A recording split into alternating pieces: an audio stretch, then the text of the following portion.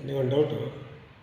ಈ ಲವ್ ಮಾಡ್ತಿರ್ತಾರೆ ತುಂಬ ವರ್ಷ, ಆಮೇಲೆ ಮದುವೆ ಫಿಕ್ಸ್ ಆಗುತ್ತೆ ಎಂಗೇಜ್ಮೆಂಟ್ ಮುಂಚೆ. ಆ ಹುಡುಗಿ ಮಧ್ಯದಲ್ಲಿರೋ ಪ್ರೀತಿ, ಬಾಂಡಿಂಗು, ಆ ರಿಲೇಷನ್ಶಿಪ್ಪು, ಆ ಮಾತು ಕೊಟ್ಟಿರ್ತಾರೆ, ಆ ನಡ್ಕೊಳ್ಳೋ ರೀತಿ ಎಲ್ಲ ಏನು ಸಖತ್ತಾಗಿರುತ್ತೆ ಮದುವೆ ಮುಂಚೆ ಲವ್ ಮಾಡ್ಬೇಕಾದ್ರೆ. ಮದುವೆ ಆದಮೇಲೆ ಯಾಕೆ ಪ್ರೀತಿ ಕಮ್ಮಿ ಆಗುತ್ತೆ? ಯಾಕೆ ಈಗೋ ಯಾಕೆ ಸ್ಟಾರ್ಟ್ ಆಗುತ್ತೆ? ಯಾಕೆ ಆ ಬಾಂಡಿಂಗ್ ಮದುವೆ ಮುಂಚೆ, ಲವ್ ಮಾಡೋಕ್ಕೆ ಮುಂಚೆ ಇರೋ ಬಾಂಡಿಂಗ್ ಮದುವೆ ಆದಮೇಲೆ ಇರಲ್ಲ? ಹೇಳಿ ಸ್ವಲ್ಪ. ನನಗಂತೂ ಗೊತ್ತಿಲ್ಲ, ಬಟ್ ನಾನು ಒಂದೇ ಥರ ಇರ್ತೀನಿ. ಬಟ್ ಕೆಲವ್ರು ಯಾಕೆ ತುಂಬ ಪರ್ಟಿಕ್ಯುಲರ್ ಆ ಥರ ಈಗ ಎಫೆಕ್ಟ್ ಮಾಡ್ಕೋತಾರೆ, ಸ್ವೀಟ್ ಮಾಡ್ಕೋತಾರೆ, ಕೇಳಿದ ಕೊಡ್ಸಲ್ಲ ಅಂತಲ್ಲ, ಇಲ್ಲ ಹೇಳಿದ್ನಾಗ ಹೇಳಿದ್ದಕ್ಕೆ ಹ್ಞೂ ಅಂತ ಹೇಳಲ್ವ ಗೊತ್ತಿಲ್ಲ.